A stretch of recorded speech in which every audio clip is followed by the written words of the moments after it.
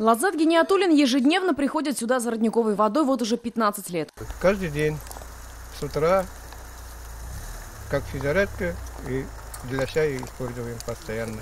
То, что на территории происходят изменения, тоже первыми увидели местные жители и, конечно, забеспокоились. Не одно поколение джалильцев сюда приходило, здесь брало воду, фотографировалось.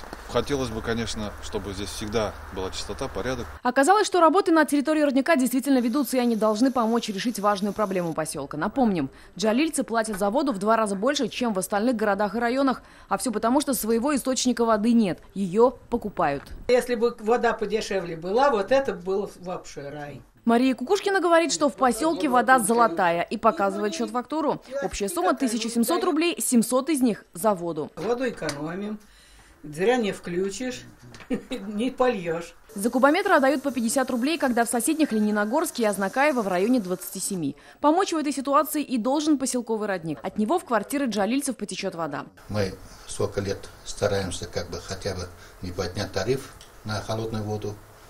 Поэтому мы обратились в руководство республики за финансовой помощью.